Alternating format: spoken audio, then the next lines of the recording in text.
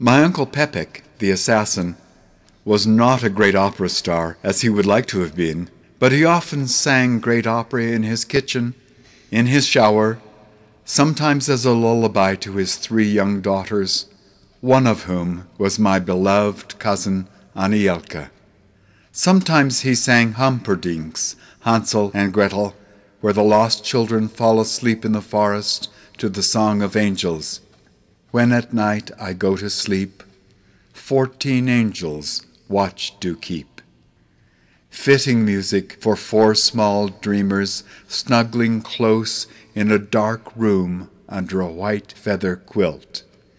It was there I first realized my love for my dear little princess Anielka.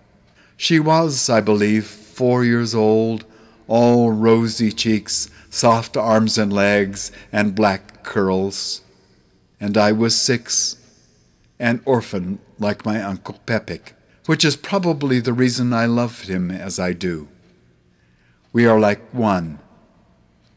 But when I longed for a mother's arms, it was Anielka's arms I found. But more about my sweet cousin and me later.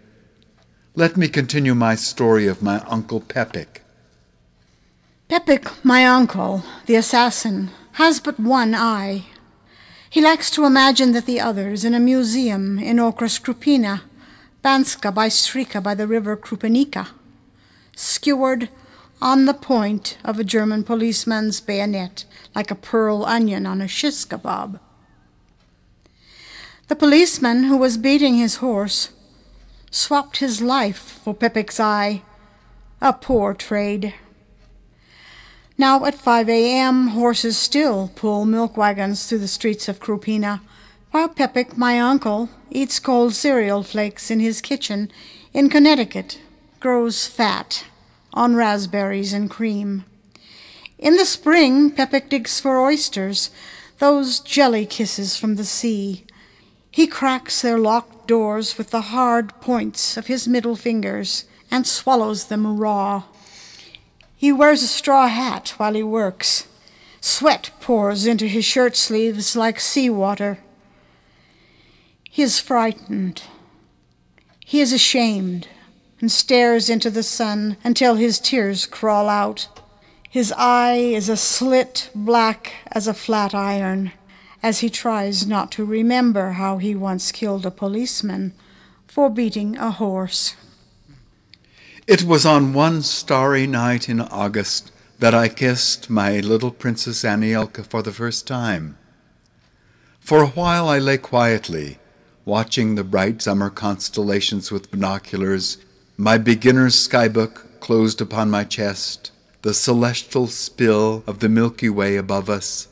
My uncle took the skybook from my chest and studied it with his flashlight. "There," he said, "to the left is Pegasus, the winged horse, and to the right, Cassiopeia." He swept the beam of the flashlight to the left and to the right. It was like a searchlight against the blackness, a torch. "Kiss me," I whispered to Anielka, moving carefully toward her, wanting to embrace her there under the pear tree, under the showering Perseids. She was 4. I was 6. Her 2 sisters, Mila and Wanda, had already fallen asleep. "No." "Why won't you kiss me?" "Because I won't," she said. "Kiss me." "No, because I don't want to kiss you." "Why not?" "I love you, Annie," I said, squeezing her soft hand in mine. "So why won't you kiss me?" And at that moment she placed her lips upon my own.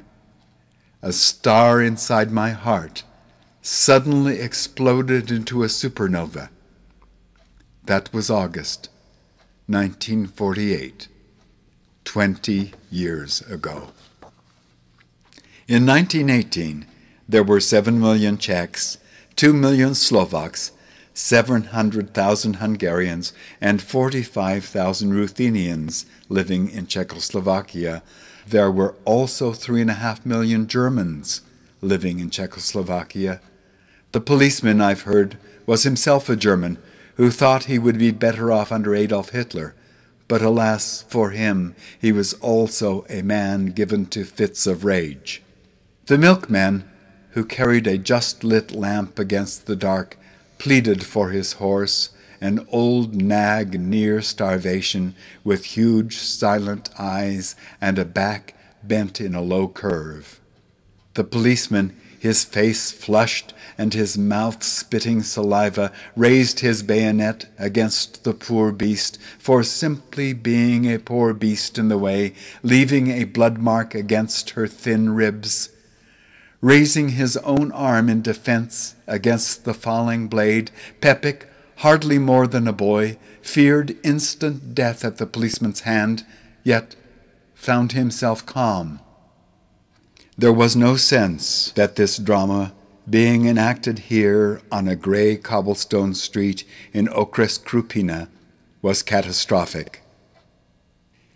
He was a tall, muscular boy, with hands hardened into calluses, usually more given to introspection than to violence. Yet, in one swift shift of fate, he delivered several sharp blows to the policeman's head, both of them screaming like animals. Then the policeman lay at Pepek's feet, sprawled on the stones like a grotesque fallen puppet. One of them was dead, the other maimed. Pepek, minus his left eye, found himself running away under a purple sky, his own shadow carrying him out of the lamplight. Faster, faster! The voice that goaded him was not his own.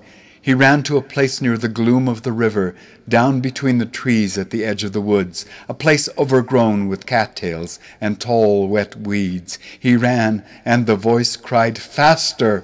Get a move on! Run! Run!" Then he was stumbling into his brother Thomas's arms, clinging, gasping in terror like a fish out of water.